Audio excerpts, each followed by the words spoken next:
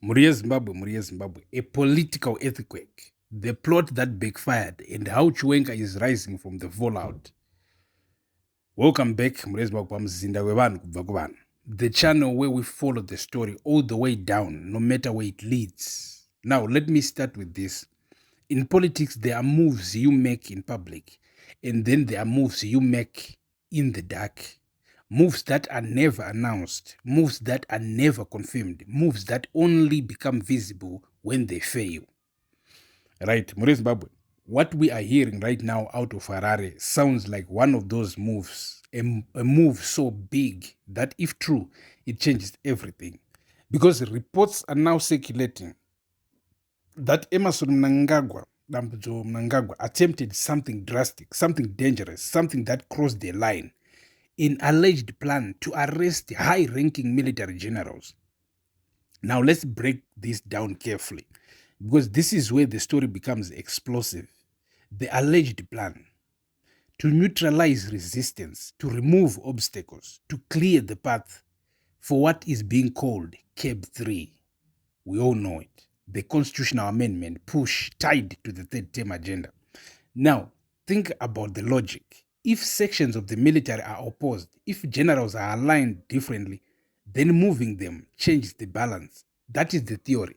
That is the calculation. But Mure Zimbabwe, here's the problem. When you move against the military, you don't get a small reaction. You get a system-wide response. And this is where history comes in. Because Zimbabwe has seen this before. In 2017, Robert Mugabe made a similar mistake. He tried to outmaneuver the military. He tried to weaken them. He tried to control succession without them. And we all know what happened next. So now analysts are saying Mnangagwa may have crossed the same line, a red line, the kind you do not come back from easily, because once the military feels threatened, it stops being neutral. Now, Mure Zimbabwe, this is where things get darker, because alongside these reports, there are warnings, serious warnings of possible purges, of targeted removals, even whispers of assassination risks.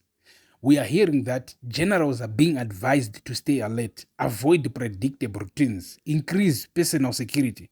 Now, whether all of this is confirmed or not, the fact that it is being discussed tells you something. The environment is no longer stable. Now, here is the twist in Zimbabwe, because instead of consolidating power, this alleged move may have done the opposite. It may have strengthened the men it was meant to weaken, Constantino Chiwenga. Because inside the military, inside the party, inside the liberation circles, his support appears to be growing. And why? Because in moments of threat, in moments like this, institutions fall back to what they trust. And for men in that system, Chiwenga represents continuity, structure, history. Now, look at the optics. On one side, Mnangagwa appears in public alongside businessman Wikno Chivayo, a controversial figure, a symbol for many of wealth without accountability. On the other side, Chiwenga appears at national events, receiving cheers, energy, support. Now ask yourself, what story does that tell? Because in politics, optics matter. And right now, those optics are diverging.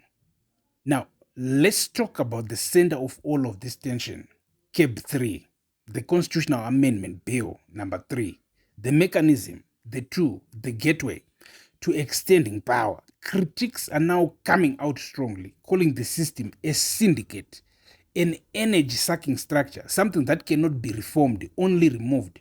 That is not normal political criticism. That is existential language.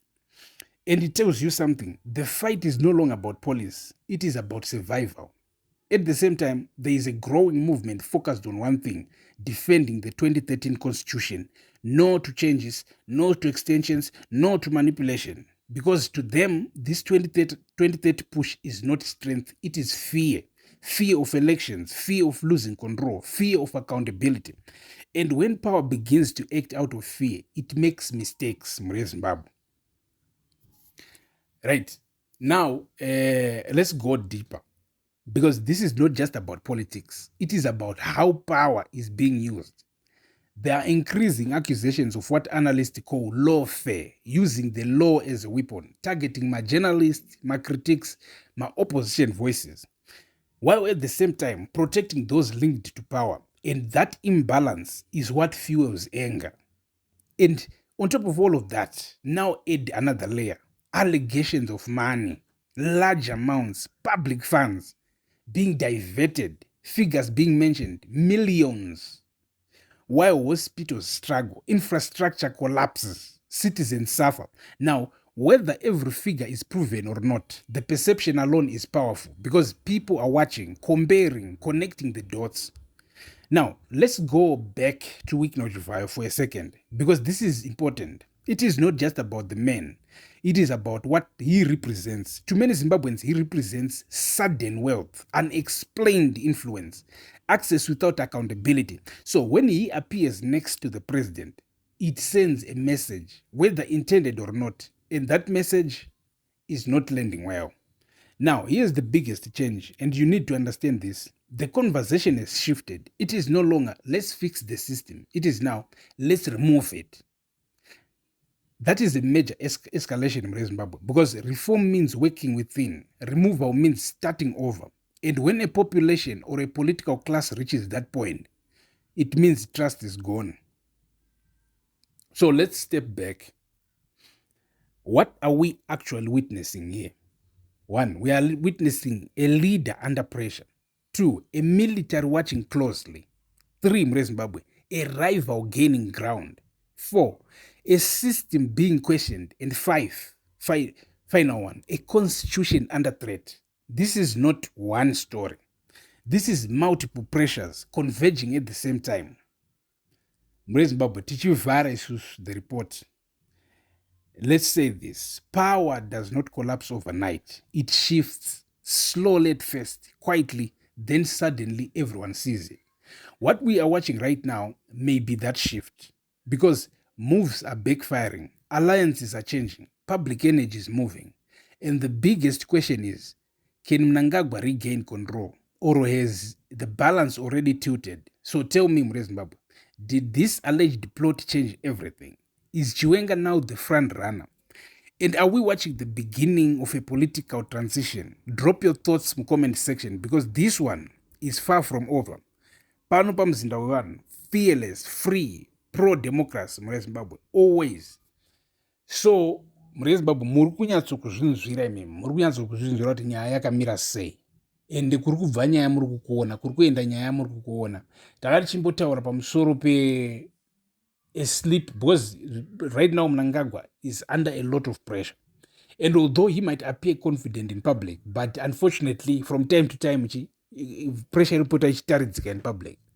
Because achitaura iye kuberi yauya beri, aita kamwe mistake kekuti watokangamwa zita remunhu wavari kuviga ipapo, waavinga. I'm sure hazviti tungokangamwa that name kana usiri under enormous great pressure. So you can see that on a political level, because tose tiri kunzwa kuti Ramaphosa zvakanaka-naka, it was a diplomatic visit yakaita yaya.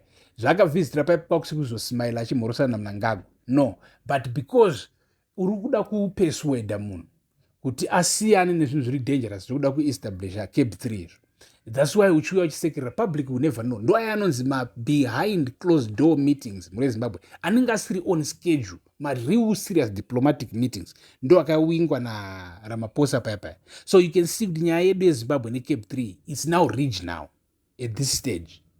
So muri Zimbabwe, stay tuned, stay subscribed. Peace.